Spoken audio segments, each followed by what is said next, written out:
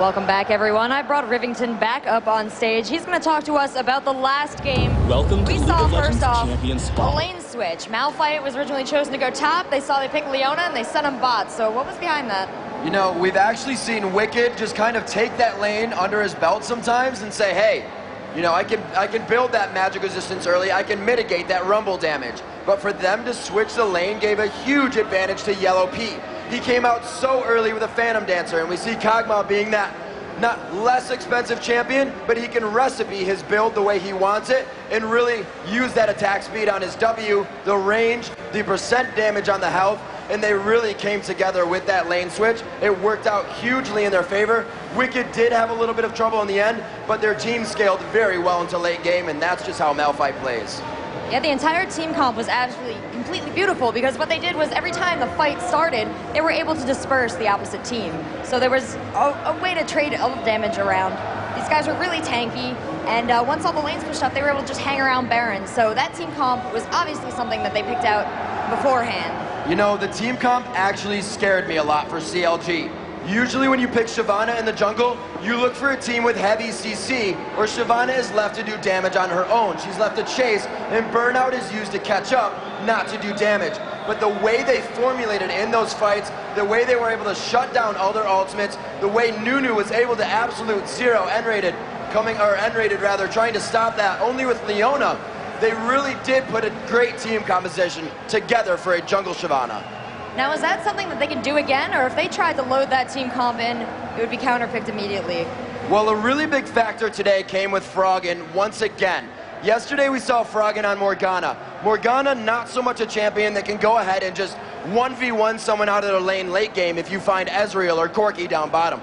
But Gragas, one of those huge AP burst champions, when you find somebody alone in the jungle, you are able to take them from 100 to 0. So having that, having the team, just the cohesion that they had going into each fight, the blood boil on Yellow P, Kog'Maw was just so fed that game, as well as Froggen playing as he should, just not having his games yesterday. We're really seeing CLG come out strong again.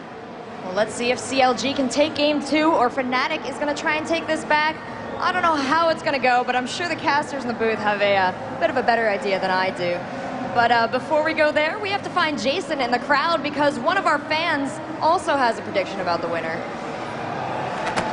Thank you for that, Rachel. And what a great game one. We saw CLG take that first game home in this best of 3, which has a lot at stake for both teams for that Season 2 finals and the Season 3 Challenger circuit.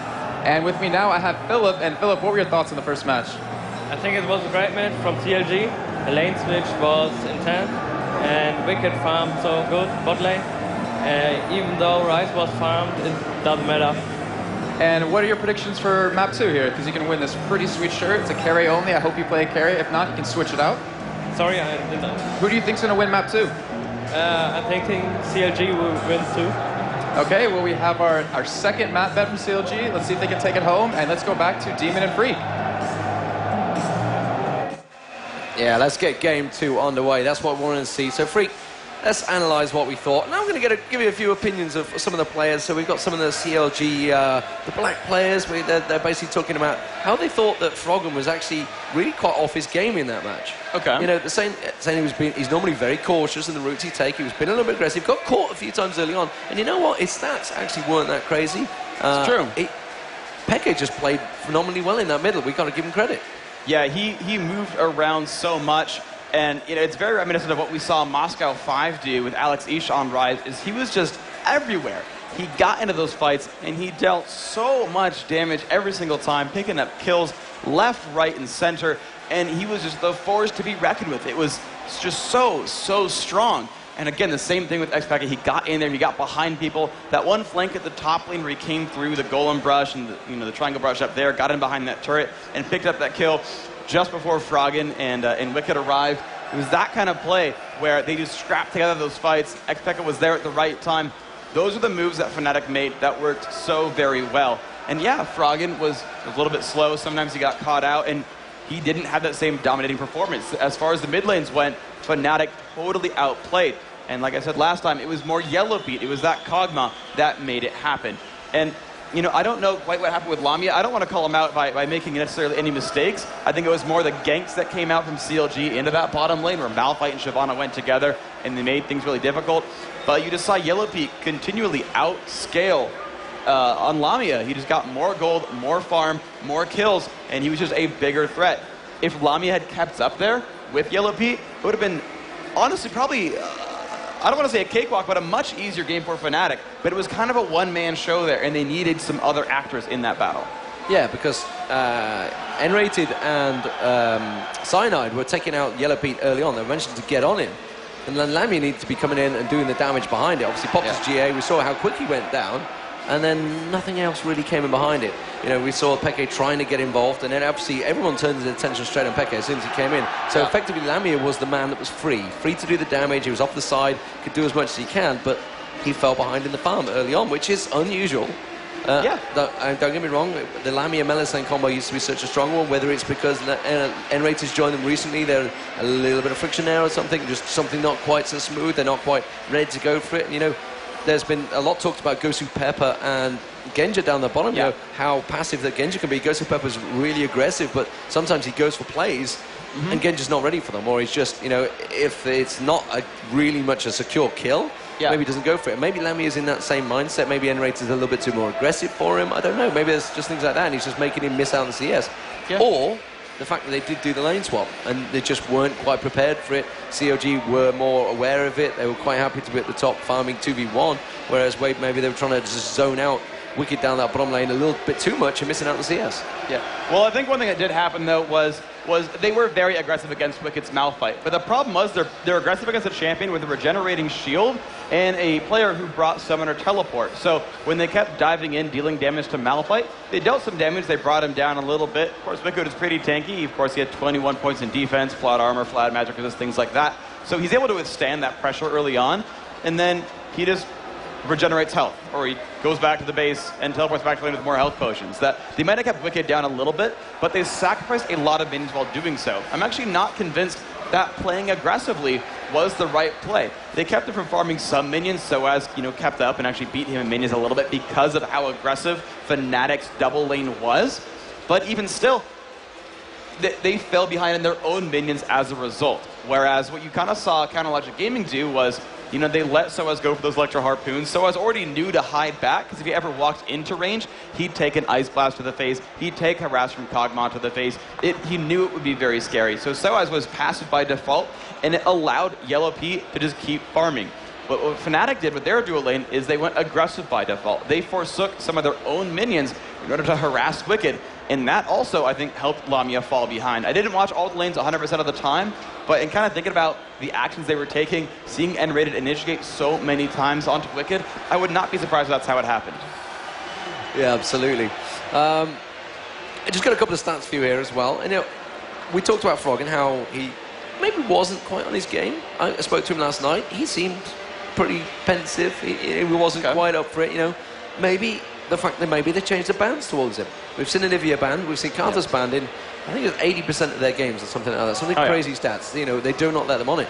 Maybe they have to focus more towards YellowPete. I mean, they actually tried to take Snoopy out of the game last time. They banned out Maokai, they banned out Alistair. Actually, CLG banned out Alistair. Yeah, which is weird. Which was surprising when they had first pick. So they obviously didn't want to use that as first pick. They took Malphite instead. Maybe they aim a little bit more towards either the jungler or maybe the AD carry. Yeah, I think they need to either find a solution to Kog'Maw, because, you know, when you give Kog'Maw a lane swap, right? You know, normally Kog'Maw's weakness is that he's a little bit difficult to lane with, right? You look at champions like Corki or Graves or Ezreal, and they can escape situations. They can dash backwards, they can dash in for a kill if they need it.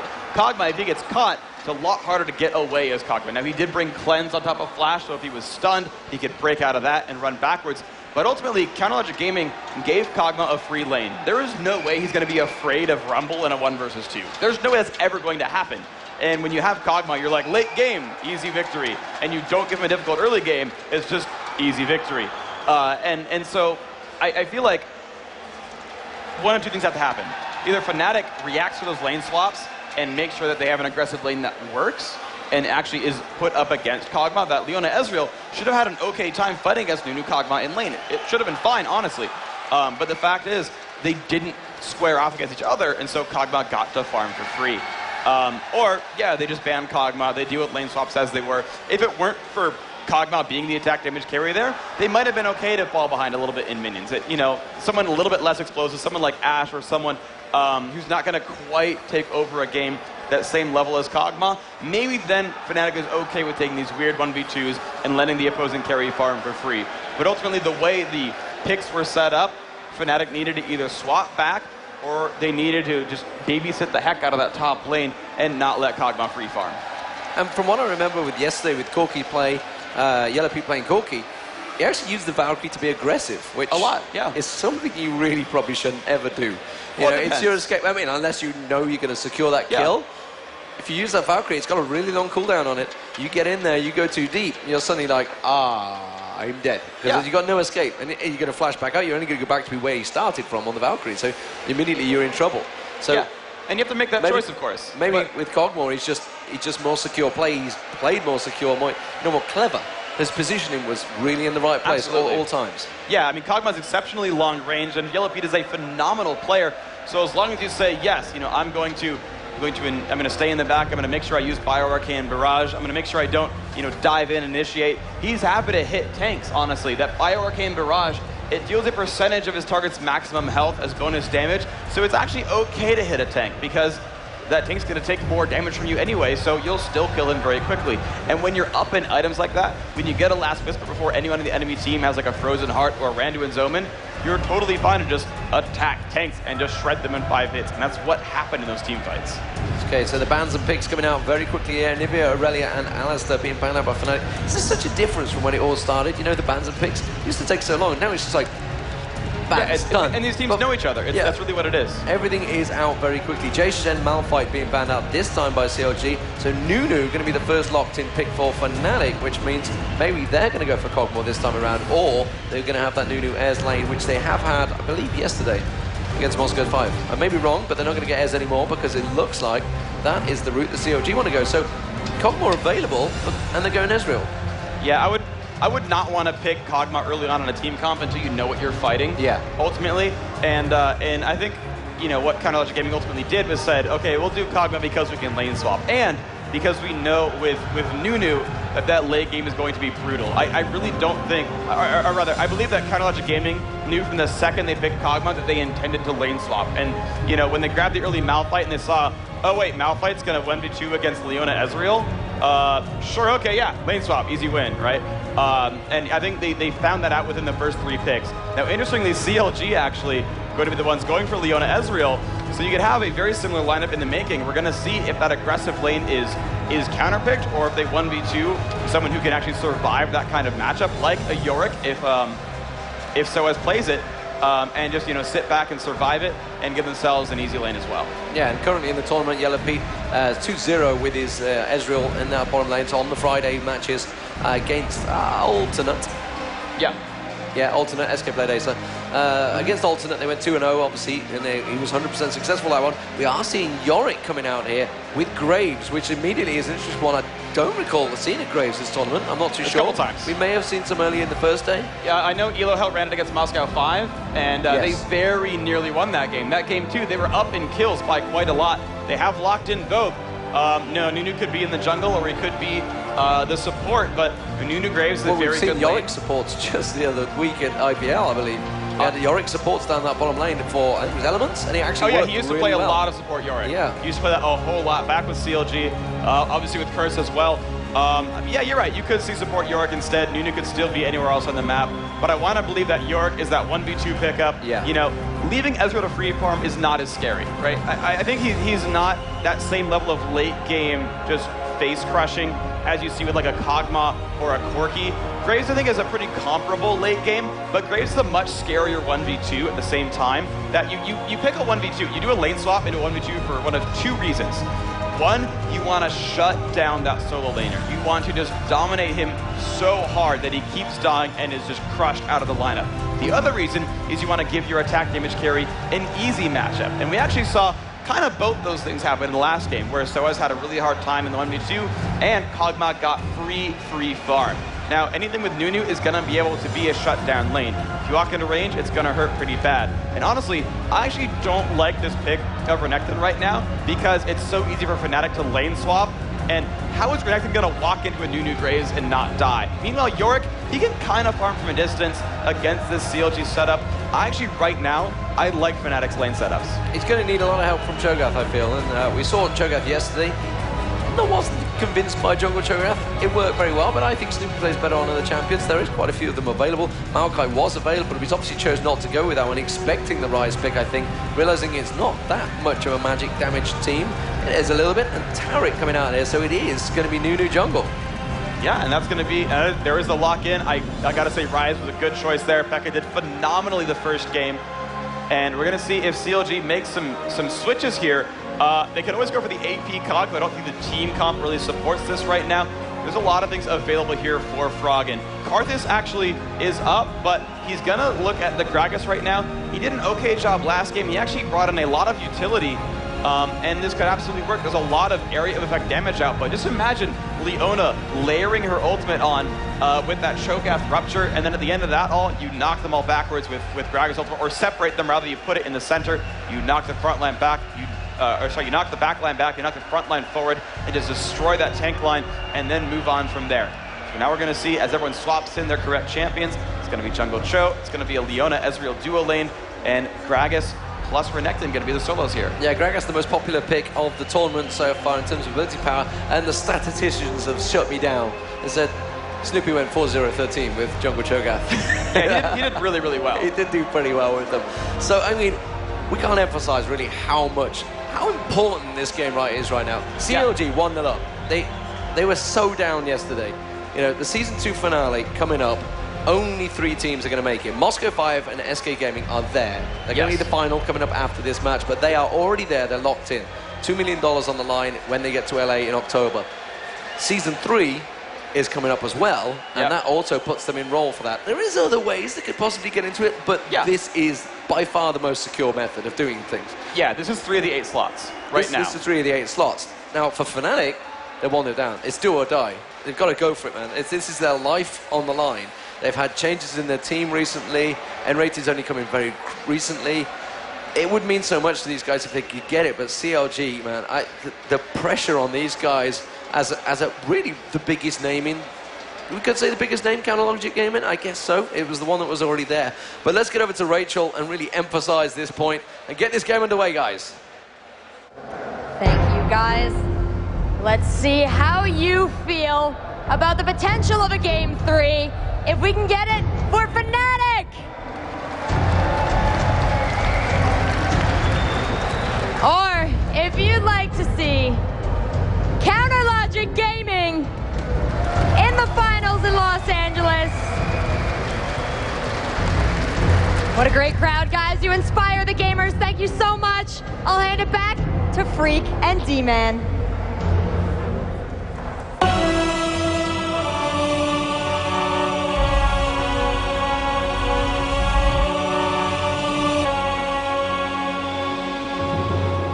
Hey everybody, welcome back to the show, and we are here in Game 2 of the 3rd place match. Just to reiterate, this game means, well, for CLG, if they win, it means they're moving on to the Grand Finals in Los Angeles. It means they're moving on to Season 3. For Fnatic, it's for survival. Right now, it's the 3rd, 4th place match. CLG up 1-0 so far. Fnatic, they need to win this game right now, tie the series at 1-1, and bring it back to a Game 3. I feel like the picks here are phenomenal on both sides. Either team has a great chance of success, and it's going to be up to willpower and skill. And that's usually a good way to determine winners, I think. Well, we got Peke versus Froggen in the middle again in his Gragas this time. Can he do better? You know, he didn't do so well. Peke did absolutely outstanding on Rise. So immediately, that's something they need to maybe shut down. Maybe Snoopy's going to come and help out, try and shut down Peke a little bit more. Are they going to go for any level 1 invades? We saw SK Gaming against CLG. You know, they went straight in there and caught them completely by surprise. Maybe Fnatic can, you know, okay, maybe we could go this route. They were talking to SK Gaming last night. Maybe they've been trading tactics. Yeah, you know, maybe the case, of course. You know, these teams do know each other very well. They talk a lot. There was some talk about SK having a secret practice partner in the past to prepare them Well, it's for Moscow the 5. It wasn't our semifinals. secret. We talked about it quite a lot. All right, fair enough. So the unsecret Moscow 5 But that practice actually partner. makes the final immediately interesting because Yeah. they've been practicing all week, in fact, the last 2 weeks together. Oh, So yeah. they know each other so well. Oh, And sure. SK Gaming actually came out on top quite a lot, from what I'm told. Interesting, so we'll see how that goes. Of course, SK Gaming really showed up yesterday, and they're, of course, here presently, physically today, as well to play in the finals. But, they metaphorically showed up and really surprised a lot of people with their semifinal performance, which is why you're seeing Counter Logic Gaming here, actually in the third-place match up against Fnatic. Fnatic putting on a very close series against Moscow 5 in their own semifinal, and now we're going to see just what it's going to come down to. Right now, you're seeing CLG very aggressive, sort of. They're on their side of the jungle, but they're all in the fog of war, so that if there's ever an invade and they go for a ward, they're going to get caught out. Yeah, if they can come up and just come around that corner, place that ward, they just want to get straight on them. As it is, not going to happen. Maybe they're just cautious. Maybe they're just remembering SK Gaming invading. Like, if they try that again, really, why I order, I'm going to get them. And you know what? It doesn't look like Fnatic are not going to go for anything. You can see them on the minimap. They're just quite happy sitting in their own base. So CLG now going to return to lanes. I guess we're going to see Wicked picking up a 4th health pot. This is something he does quite regularly now. He will go for that 4th health pot and then head towards that top lane. He's just going to linger on it until he manages to pick it up.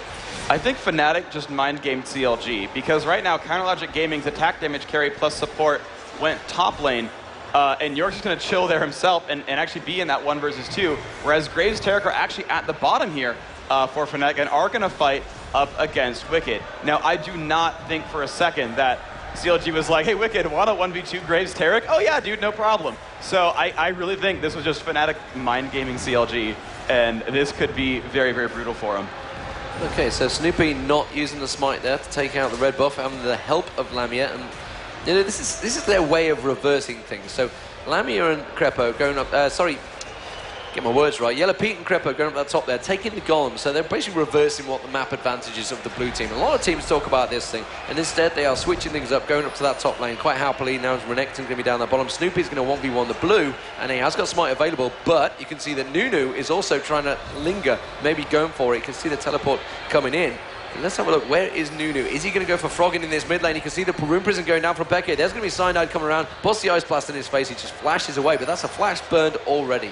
Yeah, Crepo actually waiting around in the wings, and this is really smart from CLG. They know that Ezreal's going to be pretty safe to 1v1 against Soaz, so they're going to let him get some free experience, and they're going to have her roam around a little bit. She put down a lot of early wards. Look at how much ward coverage is there on that minimap. They can see the entire upper river. There is no way that Cyanide can gank that top lane, and you're seeing Froggen hug the top of his lane, so that there's no way Cyanide can get behind him, and if he does come from the right-hand side, he's got a very long trip through that lane. This is a very smart choice by Froggen and CLG as a whole to give themselves that really good spot. Yeah, and the ping goes down. They realize that Snoopy possibly going towards the top. There is a ward in that top bush, which is why they're going to be very much aware of him coming. Whether they can react to it, that's the question. They can see it, but he's going to get a rupture, surely, if he can land in the right place. Flashed out of it, Soaz there, just escaping very nicely. Snoopy's going to have to back away from that one. Soaz wanted to get a little bit of damage on him. Now he's still on top of it. He's going to get a couple of ghouls in the face. Just say, no, really, go away. Yeah, this is a really smart play overall by Fnatic as well. They gave Soaz that early golem buff, had him teleport back in a lane. You notice he actually teleported to the turret instead of to a minion. I don't know if you guys remember Moscow 5 versus CLG from the group stage at Poland, but when you teleport onto a minion in lane against a stunning support, you might give up first blood. It's a scary place to be in. So he teleported somewhere safely, walked in, tried to stay safe in that lane. And now we're seeing Soaz getting jumped on, but Cyanide waiting around. They're actually baiting this one in. Can Crepo take that damage? Cyanide will land the Ice Blast. Will it do any more? It looks like not. Soaz is going to be safe here. But at the same time, Snoopy actually coming through this river, he might show up for a gank as well. Well, he realizes there is a ward in that bush. It was made it pretty obvious to him when he put a ghoul in his face. He is going to come back around, though. And remember, there is a flash been burned already for Soaz. Soaz is going to get caught. The exhaust goes down onto him. We could see the first blood coming out here. It will be at Ezreal. Can they get another as well? There's going to be the silence. The rupture's going to come down. It's going to catch on towards Cyanide. He's going to have to flash away just about in time. Can they dive in towards the turret? Snoopy's going to take the damage. They will do. And CLG pick up 2 for nothing on that top lane. Very nice start. Wow, that was amazing overall by Counter Logic Gaming. That Ezreal now 2-0. And I am surprised by how Soaz laned that, because he managed to push himself all the way to the other turret, and that is rare in a 1 versus 2. Now, what Fnatic's doing at this bottom lane is really smart. Oh my gosh, Lamia getting just jumped on by Wicked, actually flashing backwards. He did not need to flash there. He was actually safe. He did not have turret aggro, but he took a fair bit of damage there. Actually, Ignite going off, forcing Wicked back. He's going to have to recall away. And Fnatic is shoving this turret.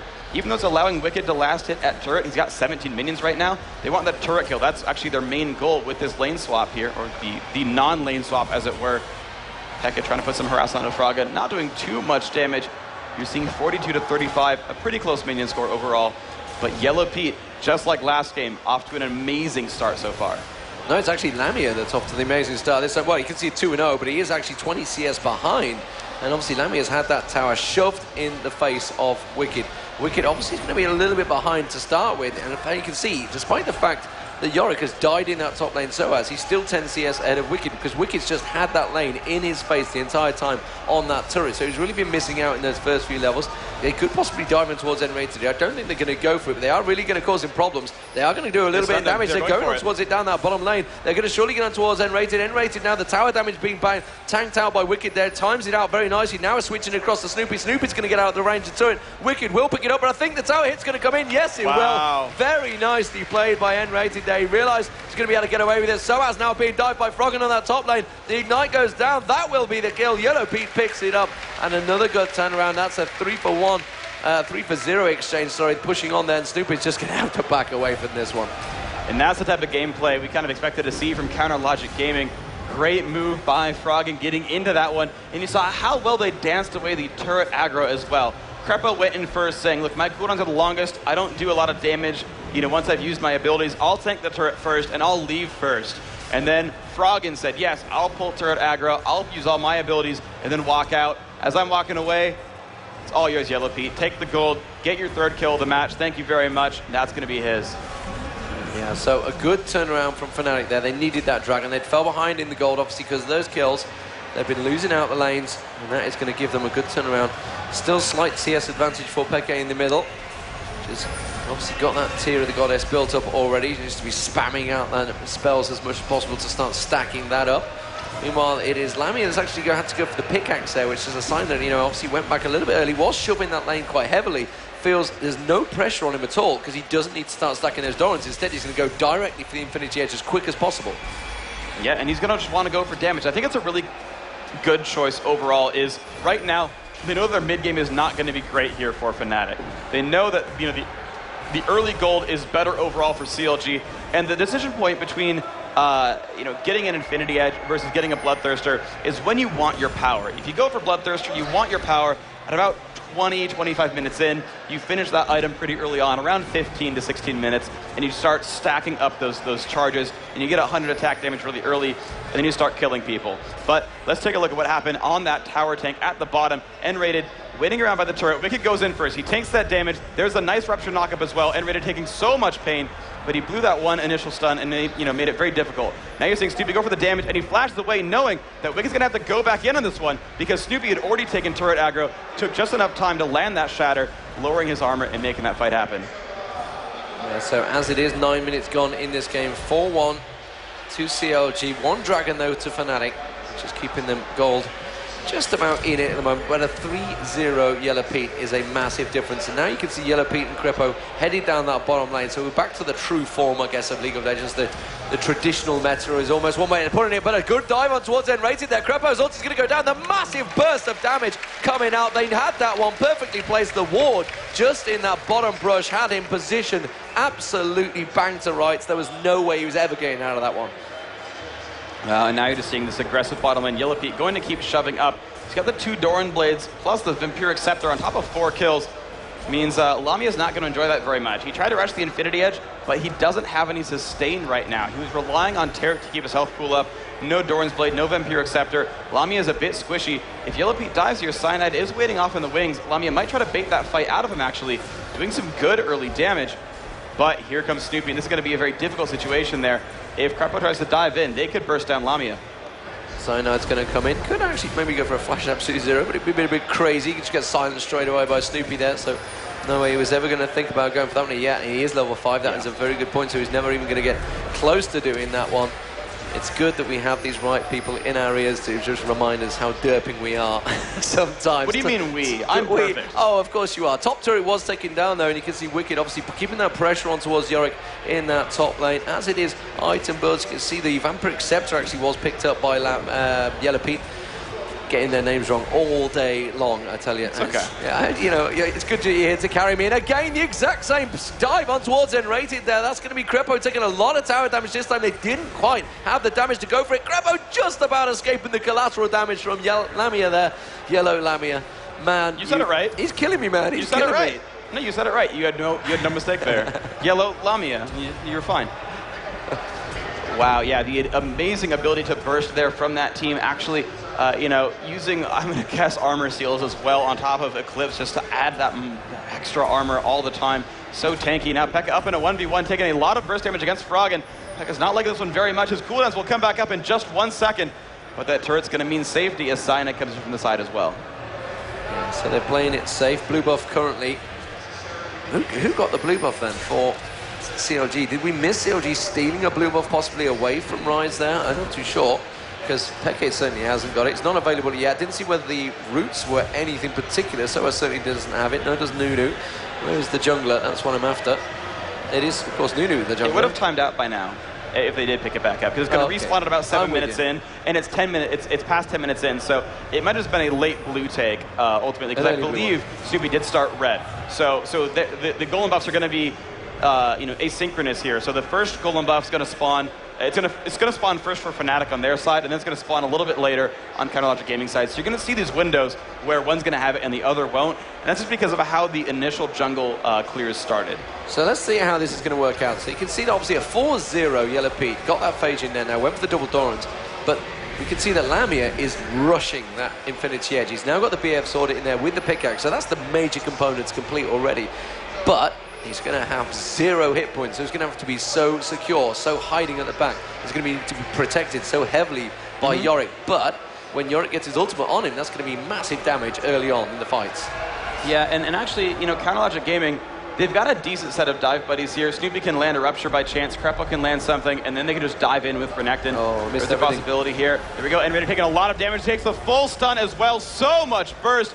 Yellow Pete picks up that kill. Now Lamia will not get hit by Froggen, but Froggen doing a lot of damage. He's going to dash away, not take any damage. So Lamia is positioning well, but poor N-rated. He got that early kill, which actually sets Fnatic back a little bit because they would have liked the gold elsewhere. But he has died now 3 times in a row. The one thankful thing for Fnatic is if you repeatedly kill the same champion over and over, they are worth less gold. So as, speaking of 0-2, getting jumped on by Wicked does not have a turret to run to, so Wicked will keep chasing. Slice and Dice up in 5 seconds, his stun up in 1. Will he go for it? Empowered stun is on. So as taking more and more damage. Slice and Dice is available. He's going to dive in once. The second dive available. Still doing the damage. So as not legging this one whatsoever. Ignite is on. Wicked with the chase. Picks up that kill wonderfully. Yeah, meanwhile in the mid lane, looks like Peke is going to try and go for Froggen. Froggen's going to walk straight into the bush, headbutt straight towards Cyanide. They had the ward there. They knew his position. Currently, Yellow Pete 5-0, and like you say, despite the fact it is on N-rated, it does still mean Yellow Pete is getting fed up there. Froggen just heading off guard duty here for this Dragon. Dragon's going to get picked up. Snoopy's just lingering in the distance. Froggen waiting, ready. Oh, they know he's there because he walked past the ward. They're going to realize his position. Instead, he's going to come around. He's going to try and get towards Yellow Pete. Yellow Pete, actually, Peke's only going to get caught out here. Oh, and a great flash through. Will it be enough? He's going to try and take down Crepo. He does get Crepo down. Lamia comes in. Is it going to be enough damage? They're going to try and dive on towards Froggen. Froggen's going to surely get caught out here. Does flash away. N-rated may be able to get the dazzle down on him. The Dragon still did not go down. And look at this. N-rated waiting, biding his time. Froggen's going to try and get away from that one. He's just going to eat a barrel. Or drink a barrel, whichever one you call it, and they're actually just going to turn it around and go for the Dragon instead. So they're picking up the 1 kill, 1 for 1. Remember, Cyanide down, so they don't have a smite available. Froggen could easily come into this one, does have his ulti barrel, I believe, available to him. No, it's not. The casket is not available. Tries to get the steal. Not going to happen. Lamia is there. They are going to catch out Peke, meanwhile, down the bottom there, but they're just going to have to back away from this one. So Fnatic turning really a situation that was massively in favor to CLG for their advantage. But Yellow Pete's going to get a turret out of it, so really not so bad at all for CounterLogic Gaming. They are still up 3,000 gold because of some really, really good moves. And as well, you saw Wicked staying at the top lane, farming up 102 minions. He is very far ahead of Soaz on Yorick. However, Yorick has some gold generation, so let's take a look at the gold. 45 and 4,400. The two carries pretty rich here for Fnatic, but you're seeing 4,800 on Froggen and 5,400 gold there on Yellow Pete. 6-0 as Ezreal. Yeah, he's down 20 minions, but he's got 6 kills, so he is richer than you, Mr. Graves. Very much richer, and 15.5 minutes gone in this game. Fnatic need to get into it. They need to be pulling plays out like that. That was a ballsy play on the Dragon there, but they have to make a few more of those because this is the game they have to win. They cannot afford to lose anymore. It is a best-of-3 series. They are 1-0 down. CLG just need to continue grinding it out, working their way. They are. A 6-0 AD carry is the perfect way to go about it. 5,600 gold on him compared to 4,900 on Lamia, so he's definitely fallen a long way ahead. But again, like we mentioned, 3 of those kills have been on the same hero, so not quite worth as much gold as you would like, but still, nevertheless, it is a good kill. Yeah, I mean, his kill is still going to be worth a couple hundred gold apiece. You're seeing that represented here at the bottom. They just do have more gold. But I want to take a quick look at the items because there's a very important thing going on here. Look at the gold generation items here. You've got, oh my gosh, wait, first you got Burst onto Lamia, taking a lot of pain here. Froggen liking to stay around. He's gonna flash, Lamia gonna take an Ignite though. He's not gonna make it out of this one. Froggen gonna happily body slam to take that one away. Nice play overall by that Gragas. Yeah, nice aggressive stuff. Didn't actually go too dive deep either. He just patiently waited. Most people would be throwing the barrel out, desperately trying to get it, and he's just like, I'm just going to belly slam you. Meanwhile, it looks like CLG could even close in around them. We do have Peke in the bush just around the side now, along with Enrated. They can't get on towards Wicked here. They do manage to get the Rune Prison down, the stun down, Dazzle onto him as well, but Enrated is going to get turned and exploded by Yellow Pete once again. They could turn in this one to a double or maybe a triple. That's going to be Peke going down. Could they turn on towards Cyanide, or will they just drive onto the turret? No, there's Froggen in his face, and Cyanide is going to drop. That is Yellow Pete, picks up another kill. 9-0 Cyanide right now. He is dominating the Fnatic team. That's the AD carry you want there. 12-2, burning down the turrets. That's 4-0 in turrets. CLG are unstoppable right now. Oh, absolutely. Now, a legendary Ezreal got the Phage. He's now going for possibly a Bloodthirster, possibly an Infinity Edge. But again, when you are 9-0 at 17 minutes, when you have a kill every 2 minutes for the entire game, yeah, you're going to be a bit fearsome. And even a Yorick Gould Graves is going to have a hard time dealing with that. Froggen back on form this game. Yeah, he's got more assists than kills, but it's still a Deathfire Grasp and a Gragas, meaning you're going to do plenty of damage to whatever you're swinging at. You saw him get Lamia earlier. You saw him make that kill happen on Cyanide. They're going to push in on the middle, but CLG is waiting off in the wings, so they can't quite push yet. Yeah, it looks like Froggen, I think, was waiting off in the wings there. He wanted to get that explosive barrel perfectly placed. He was just like, yeah, no, you guys keep pushing that turret. Keep going, just a little more, and I'm just going to throw that barrel at you. And I think Fnatic realized it straight away, backed off. 12-2, 1-0 to CLG. CLG currently one step away from being in that final, and what a massive, massive difference is. We talked about the Deathfire Grasp. We got a Bloodthirster completed here by Lamia already. And I should mention that Wicked, also been building that Bloodthirster before, has actually gone for the Brutalizer first time out this time, and that little bit of armor. But again, he's going to step towards that Bloodthirster. He likes a very aggressive Renekton. Yeah, I think he found out that he had kind of an easier lane once the swaps happened. You know, he opened up, got a couple of Doran and said, I'm fighting a Yorick who's under farmed. Let's go for this one.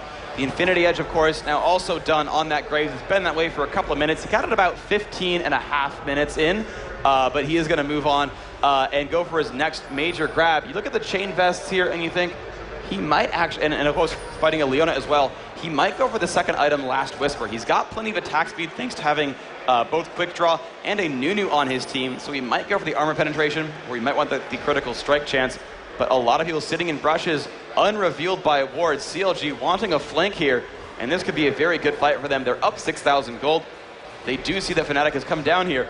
They might go for the initiation.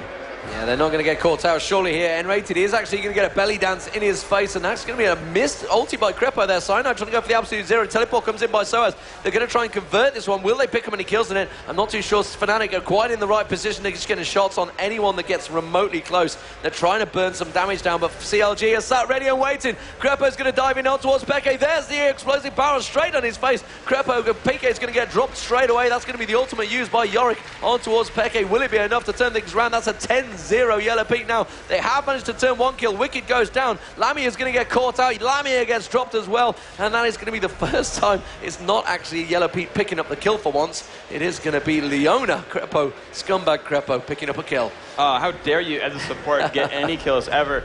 Froggen moving around, kind of keeping Fnatic zoned out right now. So as an N-rated, they should go back and heal. There's no way they can actually defend this turret. If they commit at all, they'll get stunned up by Leona or by Cho'Gath. And so Counterlogic Gaming getting a free turret here. 15-3 overall, that kill score. And you're just seeing them just get farther ahead right now. And you saw a team fight where, you know, they blew a lot of cooldowns early on. They initiated, but they didn't get any kills. So they backed out and they waited. And they found one. They found P.E.K.K.A a little bit out of position. The explosive cast from Froggen, beautiful, knocking him forward into the rest of his team. So as put the ghoul on top of him, made him revive for a few seconds so that P.E.K.K.A could keep doing damage.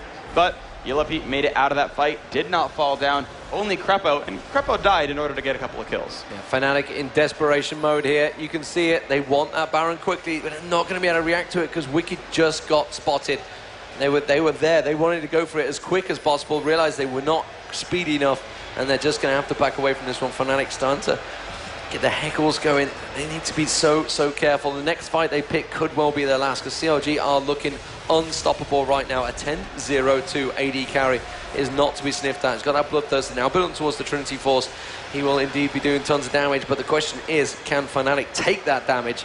Depends which way it goes towards. Yorick certainly would be the one that'd be able to absorb some of that damage, but unfortunately the rest of the team are just going to get dropped very quickly. CLG going to pick up a dragon here. They are 5-0 up in turrets, and I think that's a 2-1 in terms of dragons now, because Fnatic obviously did take that one dragon in there, but that will be certainly CLG's very much for free. Yellow Pete down the bottom, quite happy farming on his own. Pink's going down. If he shows himself on that bottom stack, will they go towards that bottom lane? I don't know. All right, and here we see as Leona initiates in, and they did, in fact, catch P.E.K.K.A a beautiful ultimate as well, and he's going to drop down right away. The ghoul comes out. Yellow Pete getting chunked down by the ghoul of P.E.K.K.A. He's going to poke in from the distance at that point, but all the damage is already there. No one is left to push down Yellow Pete. He's going to keep being a force. Froggen with the great ultimate to start that one off as well. Just a great fight overall. CLG with great coordination ultimately. Yeah, Wicked died, but, you know, when you won 3-1, who cares? Yeah, and then that replay showed, really, it was the aggression that Fnatic made. They had to make the attack there. They had to go for something. And obviously CLG just turned it around straight on them. That's the danger you have when you go for that position, as it is at the moment. CLG looking like they're going to set up. They're going to try and come around the backside. Yorick is actually going to get caught out there, so it's just backs off delicately.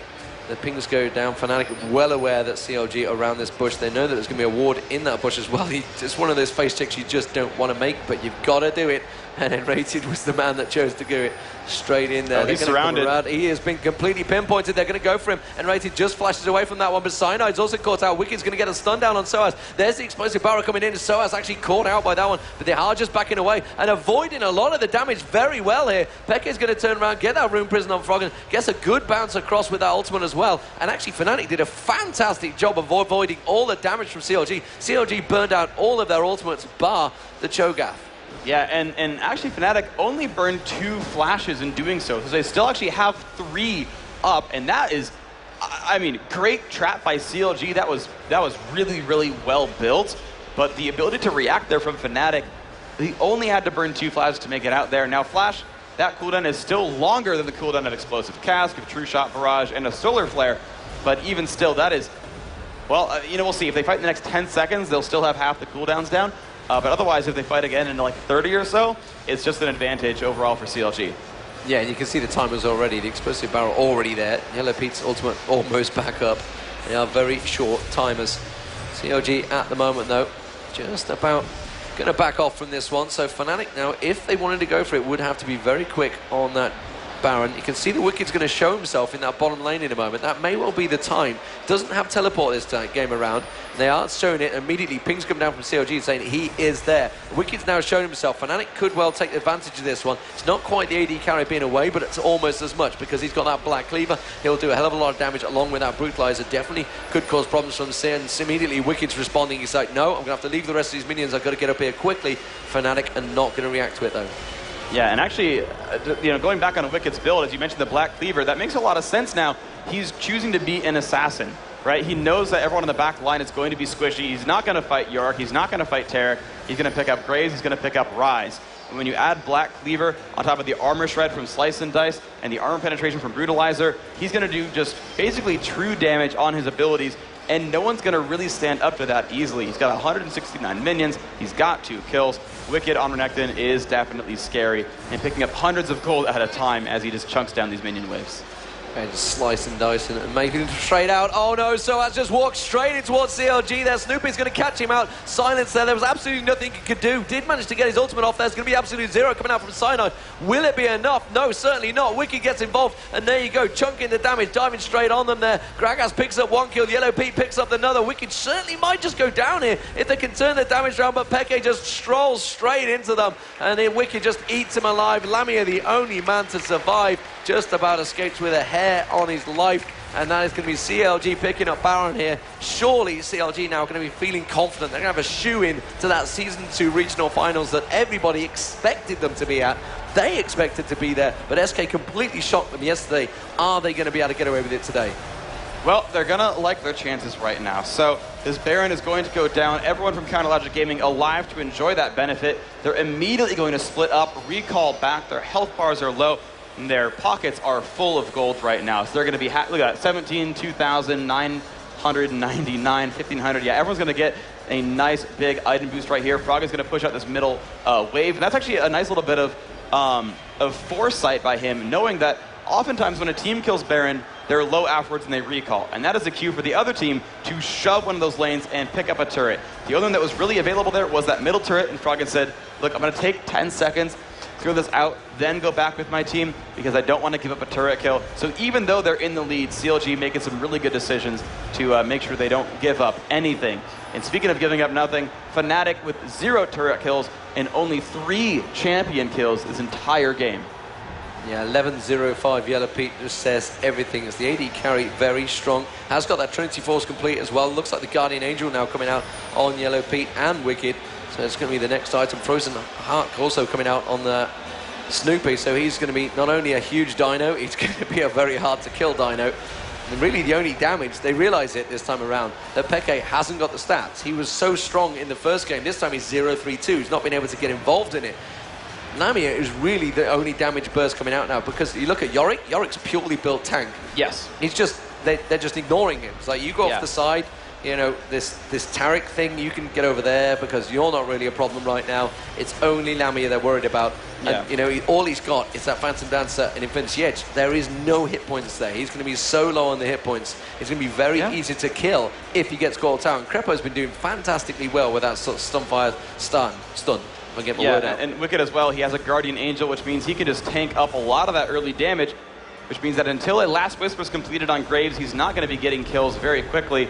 You're seeing them just knock at the front door here of Fnatic. And you're going to see if they're going to jump in, if they're going to keep poking. That barrel lands on 2, and there's the Rupture as well. So the ability to deal damage from a range is working so far very well from CLGeu Gaming. That Baron buff giving them bonus health and mana regeneration, which means that they are able to constantly toss out these abilities and deal damage. They can even take some counterattack and not care too much. They are able to just keep poking down these champions. N-rated, there he takes a barrel as well. So much pain, and here comes the next minion wave with a cannon minion in the front as well. Let's see if they can make this push happen. Yeah, Siege Minion comes in, Crepo gets diving in, that's going to be the Lamia ultimate, instantly just drop it. Peke is going to ground there, it's actually Frog in that picked up the kill for once. Wicked, look at that, just getting himself involved straight in there, doesn't care, it's got a Guardian Angels, no problem, I'm just going to take all the damage, so as it's going to surely get dropped here, there's going to be another kill, and it's going to be Lamia going down, N-rated drops as well. Wow, Lamia the only man standing, but CLG just going to take this inhibitor. They may even be able to just continue pushing through. There's 23 seconds available on this one. CLG could well be joining SK and Moscow 5 in the Season 2 regional finals, the grand finals, the $2 million finals in Los Angeles, and the Season 3 place. They are going to be celebrated for the year. Gamescom.eu. Everybody expected it. They had a hard way of making it, and Fnatic, unfortunately, are the losers today. 2-0 CLG. Yeah, and what a comeback after a kind of a crushing 0-2 defeat against SK.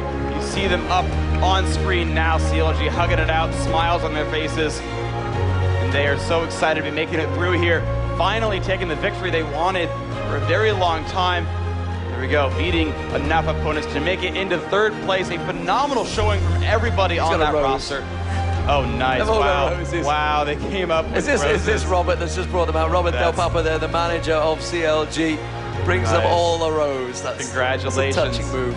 Congratulations, CLG. There you go. Your hard work, it's paid off. But of course, your trip is not done. In about 2 months, it's all on the line again. In October, wait, 2 months? Am I? Yeah, the math is correct. It's in 2 months. Yes? No? Help me out here. Yeah, it is October. For SK. I helped you out with that one. Yeah. Okay. But I'm just thinking of the other Fnatic guys there. You know. Yeah. They played so well. They put up such a fantastic performance against Moscow. 5 took them to a third map. You know, they're just so sad about it. But let's look at this last fight of the game. And the initial push was onto Pekka. It was a great initiation there. Crepo made it happen. They layered all the stuns, and from there, there's just too much damage available. The front line is too tanky. Soaz never got enough items. Nunu is on support. He's never going to be, or on jungle rather, he's never going to be all that durable, but you had a giant Cho'Gath and a giant Renekton to disrupt everything. Lami escaped from the fight, but you can't 1v5 as Graves. Even with 200 minions, they're just too durable. Counterlogic Gaming taking over everything in that base. Yellow Pete, 11-0-9. Only 3 kills on his team weren't influenced by him. He never even died.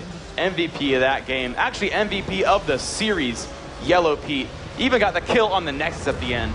Yellow Pete, congratulations, man. You definitely deserve that win. Absolutely does. You know, Froggen takes all the plaudits normally, but Yellow Pete definitely deserved in this series. He was phenomenal. Phenomenal with Cogmore in the first game, phenomenal with Ezreal, and 100% record on Ezreal as well, because he won the first 2 games on Friday. So, wow, what a great set of teams that us, the European guys, are going to get represented. We're going to have Moscow 5, SK Gaming, and CLG. North America, what can you produce? That's the question. TSM, Dignitas, CLG, Curse Gaming. Could we see MTW sneaking in? Maybe Legion from last week. They had a brilliant performance. They got so much to do. Who is going to join them? You guys are going to be bringing PAX Prime. It's going to be good. It's going to be good. And actually, next weekend, in about 7 days' time, there's actually going to be the last season 2 stop for North America. And the thing is, neither Counterlogic Gaming nor Team Solomid are showing up that weekend. So it is literally any team can win that event and make it to the regionals. The North American scene is about to be crazily shooken up. Now SK making a bit of a surprising performance. I think a lot of people might have predicted them as 3rd place in this event overall. Yeah. You know, tough in there with Curse and Fnatic and a lot of other great names, but you know, to have SK show up and say, no, we can beat Counterlogic Gaming, we can make that upset happen. There's a lot of really strong players now in There's Europe. a lot of teams in America that are going to look at that and go, you know what, it's not just TSM and CLG in America. Yeah. We are the other big teams. SK said it himself in the interview, you know, we've proven that it's not just CLG and Moscow 5 in Europe. There are other teams involved that can easily break that mold. And, you know, the American teams, it's just going to give them so much to go into it. But of course, we've got Moscow 5 versus SK Gaming coming up. You know, this isn't over. No. We've got the finals coming up. I know there was a lot on this game. There was a hell of a lot on the line. You know, we talk about a $2 million tournament. Moscow 5, you know, they didn't go to the party. They are taking it serious. They are the Intel Extreme Masters World Champions. Yeah. They want to keep that title. Of course. They want to defend their pride, their honor. We are the #1 team. And because, you know, we've got seeding to go into the World Series Season 2 finals. Exactly. Seeding is incredibly important. As you saw here in this tournament, what if CLG were the 6th seeded team and fought SK in round 1? Yeah. They wouldn't be here Curse right now. Gaming had that exact same thing with Fnatic. It was a brutal start. Yeah, seeding is going to be incredibly important. You want to make sure you can fight the teams that you've got the best chances with. You know, right now, you know, maybe SK likes their chances against CLG, and they said, yeah, you know, we'll take that first seed. We'll, you know, we're going to show up and make things happen. You know, of course, there's an extra $10,000 of the winner here, 40 grand going to the first place team, 30,000 going to second place. So sure, SK and Moscow 5 have guaranteed each of themselves at least $30,000, but it's a best of 3 for 10,000 on top of that. That's a lot of money for like 2.5 hours work. That's not a lot, not too bad really. I mean, I'd be happy with that. But anyway, This has been my last game of the day, so, you know, it's been honoured to see who we are sending for the European teams. We are going to throw it over to Rachel. Freak, it's been awesome doing this game with you. No, I was about to say you're doing the next one with Riv. You know, that's what I was about to say. Riv's probably on stage. You know, how can I mix you up, man? You've not even got any grey hairs in here, man. I don't have any hairs. You don't have any hairs to go grey. Sorry, Rivinson. Sorry. We're going to go over to Rachel on the stage. Thank you very much, guys. This has been D-Man and Freak bringing you third place playoff. Thank you, guys. So, I thought CLG was a defensive team, but it seems like playing out in Korea has turned you into a Zubu Blaze Part 2. What made this switch? I don't even think we were particularly offensive. I mean, we went for some dives, but it was just due to being far ahead, you know, you can do more things. And then in that state, I think we were even still playing rather defensive for how far we were ahead. Yes, very carefully. So, where did you feel like it went wrong for you guys? They did it much better with the lane swaps and just got the better of us there. And at one point they started snowballing. We couldn't take any turrets anymore. So they just outplayed us. They did it really well, and I wish them the best of luck in LA. That's very kind of you. You guys certainly had your own difficult road here, and you put in a lot of work. What's it going to look like as you train for Season 3 qualifiers? Well, of course, there's still Season 3. Everyone will hopefully still participate in that, and we will next go to Campus Party in Berlin, compete in another tournament, and also have a short boot camp before that, so we'll just keep practicing. Look forward to Season 3. Well, I hear that CLG, you're going to the mansion in California to train after this. Is that true? That's true, yeah. And what are you looking to do out there? Well, just get the most practice in, even like against American teams as well, which we haven't played in a long while. And, you know, just do the best to prepare ourselves for the finals. Well, is there anything you would like to say to your fans? Yeah, hi to everyone. Too bad we didn't make it, but just stick with us and go for Season 3. Thank you. And is there anything you would like to say to your fans as the third place qualifying team for the finals in LA and an assured spot in the Season 3 championship? I can't even describe how happy I am right now, and I want to thank everyone that supported us. Vielen Dank für die Unterstützung. Es ist toll, dass ihr hier seid, und ich hoffe, ihr habt Spaß. We're going to go to a short commercial break. When we come back, we're going to have the stream from the League of Legends booth, followed by our first second place match. Thanks, guys.